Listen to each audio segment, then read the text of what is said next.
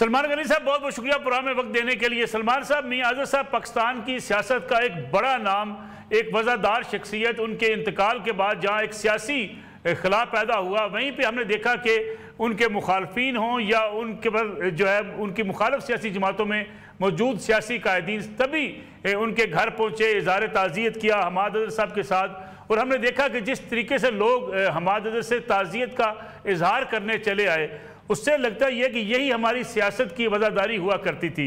लेकिन अब शायद इसमें कमी वाक़ई हो चुकी है। मियां आज़र खुद वज़ादार इंसान थे, यही वजह है कि आपको लगता है कि पूरे मुल्क से जिस तरीके से लोग उनके घर ताज़ियत करने पहुंचे हैं?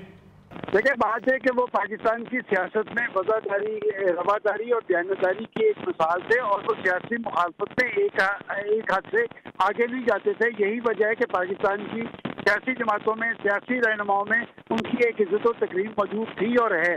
और यही वजह है कि उनकी रहायशगाह पर तमाम पोलिटिकल पार्टीज की लीडरशिप और पार्टीज के ज़ुम्मेदारान गए और उन्होंने वहाँ पर ना सिर्फ हमाद अज़हर साहब से ताज़ियत का इजहार किया, बल्कि मियां आज़र साहब के तर्ज अमल को, उनके अखलाक और किरदार को सराहा गया। मैं समझता हूँ कि हुकूमत ने भी एक ग्रेस का मुजाहरा किया है कि उन्होंने एक सॉफ्ट कॉर्नर दिखाया है, खास तौर पे हमाद अज़हर साहब के हवाले से। और खुद मियां नवाज शरीफ ने, प्राइम मिनिस्टर शहबाज शरीफ साहब ने, पंजाब की चीफ मिनिस्टर मरियम नवाज साहिबा ने, उन्होंने अपने कंडोलेंस से मैसेजेस जारी किए हैं और शरीफ खानदान से भी उनकी एक वाबस्तगी रही है। मैं समझता हूँ कि आज भी अगर पाकिस्तान के अंदर सियासत और जमहूरियत को मजबूत बनाना है तो फिर एक वज़ादारी कायम करनी होगी, एक दूसरे की इज्जत और तकरीम करनी होगी। और मियां आज़र साहब के हवाले से जिन ख्यालात का इजहार मुख्तलिफ पार्टी के लोगों ने किया है, उन्होंने साथ ये बात भी की है कि सियासतदानों को आपस में एक दूसरे की इज्जत और तकरीम करनी चाहिए। और मैं समझता हूँ कि इसका सबक यही है। सलमान गनी साहब, मियां आज़र साहब बड़े करीबी साथी थे मियां शरीफ साहब के भी, फिर मियां नवाज शरीफ के साथ भी उन्होंने बड़ा सा काम किया। मियां आज़र साहब अलग हुए पाकिस्तान मुस्लिम लीग नवाज से, उसके बावजूद कभी किसी ने कोई ऐसा बयान नहीं देखा, कोई ऐसी गुफ्तगू नहीं देखी जिस पे कोई तनकीद ऐसी हो जो बिलो दी बेल्ट हो या कोई टारगेट किया गया हो अपने मुखालफिन के हवाले से। जी, ये आपने दुरुस्त कहा है, बल्कि मैं आखिरी मरले तक उनके पास रहा हूँ और मैंने नहीं देखा कि उन्होंने कभी किसी के साथ वो पर्सनल हुए हो। लेकिन ये बात जरूर है कि वो पाकिस्तान के हालात के हवाले से एक तशवीश जाहिर करते नजर आए। जहाँ तक आपने मियां शरीफ साहब की या उनके खानदान के दूसरे लोगों से उनके रवाबत की बात की है, तो इनके दरमियान एक रख रखाव का सिलसिला मौजूद था और कभी उन्होंने पर्सनल होकर कोई ऐसी बात नहीं की थी।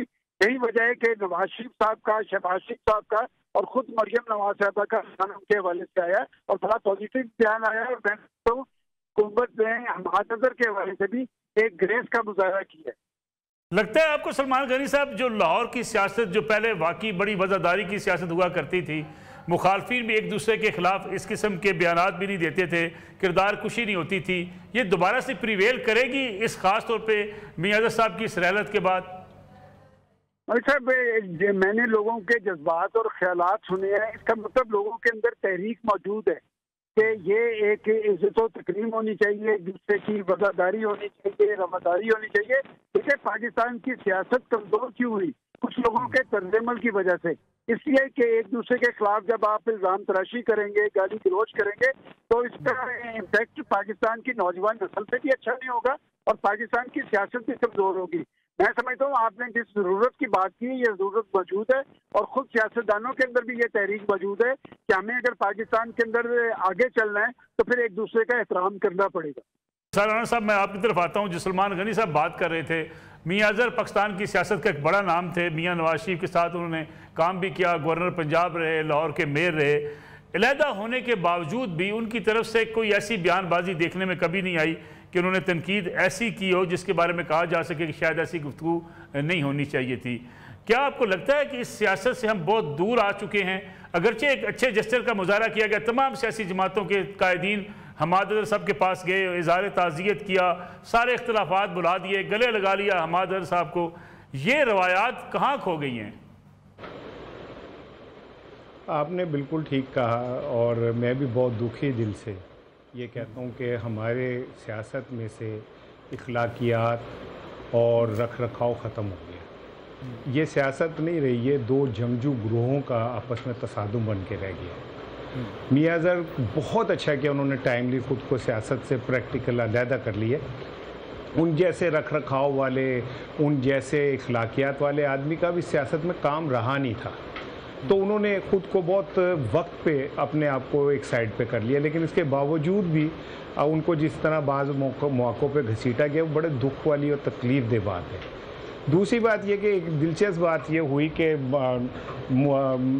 नवाज शरीफ साहब ने, शहबाज साहब ने बड़े दिल का मुजाहरा किया और हमाद साहब के लिए। तो लेकिन मैं आज देख रहा था कि कुछ सहाफ़ियों की तरफ से ये ट्वीट हुआ है कि वो मुस्लिम लीग नून में शामिल हो रहे हैं। तो मैंने हमाद साहब से पूछा कि भाई, मैंने कहा अच्छी बात है अगर आप का एक डिसीजन है, ये तो आप आज़ाद हैं। तो उन्होंने कहा कि मेरे तो दिमाग में भी ऐसी कोई बात नहीं है।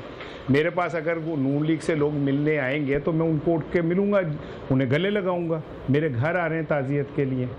तो मेरा ख्याल है, मैं आपकी जो बात है उस तरफ वापस आता हूँ कि मलिक साहब, पाकिस्तान की जो बेबरकती है ना, उसकी सबसे बड़ी वजह यह है कि जिन लोगों को हम लीडर कहते हैं ना, रहनुमा कहते हैं, वो खुद भटक गए हैं।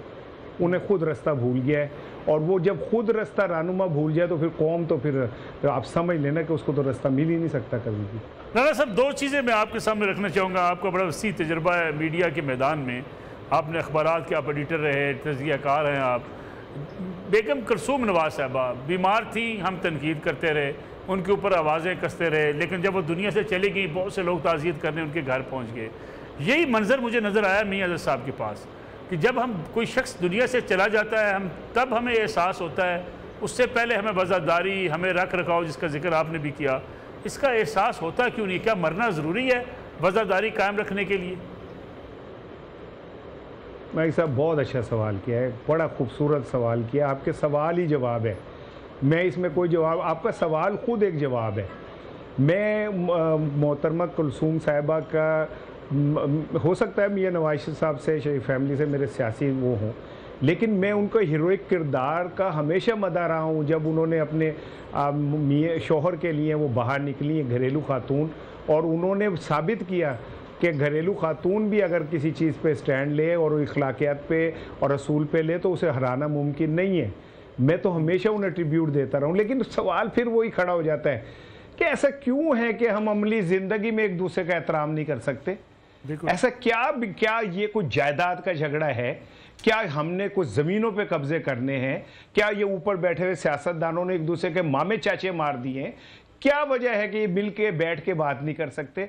खुदा की कसम, मैं आपको कसम खा के कह रहा हूं मलिक साहब, अगर आज नवाज शरीफ साहब और इमरान खान किसी पेज पे बैठ जाएं और ये एक ऐलान कर दे कि जी माजी में जो हुआ वो हुआ, पाकिस्तान को हमने एक डेमोक्रेटिक स्टेट बनाना है, मैं आपको लिख के दे दूं, जितनी मर्जी मजबूत कोई कुव्वत हो, अवाम के सामने उनको सबको अपना सरेंडर करना पड़ता है, लेकिन उसके लिए दिल गुर्दा बड़ा करना पड़ता है। बिल्कुल ठीक है। राना साहब हमारे साथ मौजूद रहिएगा। इफ्तिखार अहमद साहब भी हमारे साथ मौजूद है, मुल्क के सीनियर साफ़ी तज़कियाकार। इफ्तिखार अहमद साहब, तज़किरा हो रहा है मियां अज़हर मरहूम का। मियां अज़हर साहब दुनिया से चले गए, तमाम सियासी लीडर्स उनके घर जा पहुँचे, इख्तलाफात भुला दिए, ताज़ियत का इजहार किया, हमाद अज़हर साहब को गले लगाया। हम ये सवाल हम यही कर रहे थे कि क्या दुनिया से जाना पड़ता है ये वज़ादारी की सियासत के लिए, या एक दूसरे के रख रखाव के लिए, या जब हम दुनिया में लोग मौजूद होते हैं उस वक्त हम मुखालफत में हद क्रॉस क्यों कर जाते हैं? देखिए हमारी सब बात है, जहाँ तक मियां मोहम्मद अजहर की, वो एक इंतहाई नफीस, ईमानदार और अवाम दोस्त शख्स था। मेरे उसके तल्लक और वास्ता 30-40 ईयर्स के ऊपर मुरीद है। तो मैं एक बात बताऊं कि उस जैसे लोग अब हमारे पाकिस्तान की सियासत में चंद एक रह गए हैं, उनको हम उंगलियों पर गिन सकते हैं, जो 80 के करीब पहुंच गए हैं और बीमार हैं और उनकी तबीयत ठीक नहीं है। लेकिन अज़हर को इसलिए अब इस्तेमाल किया जाना कि वो शरीफ था, वो दयानतदार था, वो ईमानदार था, और उसको आपको पता है when he was a mayor of Lahore, Lahore की इंक्रोचमेंट की जो सफाई उसने की है, कोई ना कोई कर सकता है और ना ही किसी में करने की हिम्मत है और ना ही यकीन है। और जब वो गवर्नर था तो वो इतना ही सादा गवर्नर था कि अपनी गाड़ी खुद चला के जाता था और घर रात को जाके अपने गार्डन टाउन में रहता था। ये तो होगी उसकी एक शख्स की बात। अब उसका बेटा हमाद एक और पॉलिटिकल पार्टी के अंदर मौजूद है। हम ऐसे ही फजूल बहस किए जा रहे हैं कि हमाद ये करेगा, हमाद वो करेगा। जहां तक उसके वालिद की फातह के लिए जाने का चर्चा आप कर रहे हैं, बिल्कुल उसका मियां अजहर इससे ज्यादा डिजर्व करता था। बिल्कुल ठीक। और जितना अरसा वो सियासत में रहे, उसने पर्सनल किसी के साथ ऐसा सलूक नहीं किया जिससे किसी को दुख पहुंचा हो। He has been a president of the calf league, उसको रिप्लेस जिन लोगों ने किया वो भी कल उसको साथ फातह कहने के लिए गए थे। तो वो एक और चीज है। हमाद अजहर की पॉलिटिक्स अपनी है। हमाद के जो मैंने ट्वीट पढ़ा है, हमाद ने उसमें एक सच बात कही है कि वो खानदान का फर्द वाहिद है। उस फैमिली में एक ही लड़का था मियां साहब का और बेटियां हैं, और हमाद खुद ब्याह हुआ है। वो उसने यही बात की है। अब हम उसको बहुत सारे रंग और ढंग दे रहे हैं कि I don't agree on this point. Politics में एक मिनट एक दोस्त बहुत अच्छी बात कर रहे हैं कि सियासत में रवादारी होनी चाहिए। बिल्कुल होना चाहिए। ये रवादारी किसने खत्म की है? ये रवादारी कौन खत्म रोज कर रहा है? ये जो गुफ्तगू मैं और आप कर रहे हैं, इसका जब ये वो जाएगा, ये इसका मतन जाएगा, तो आप इसके नीचे गालियां पढ़ लीजिएगा। जो रवादारी की बात कर रहे हैं, रवादारी की बात करने वालों के बारे में जो गालियां नीचे लिखी जाएंगी वो भी पढ़ लीजिएगा। वो जो नस्ल एक पैदा कर दी गई है, वो नस्ल इस सारे के सारे सिस्टम को बना चुकी है। ये दूसरा, सियासी जमातों का काम ये नहीं है कि आवाज जाए, वो मेरे मसाइल हल करें। और अभी तक मैं देख रहा हूँ 10-20 साल हो गए हैं, जो बेसिक स्ट्रक्चरल चेंजेस करनी है कोई भी उन पे बात नहीं कर रहा। बिल्कुल ठीक है।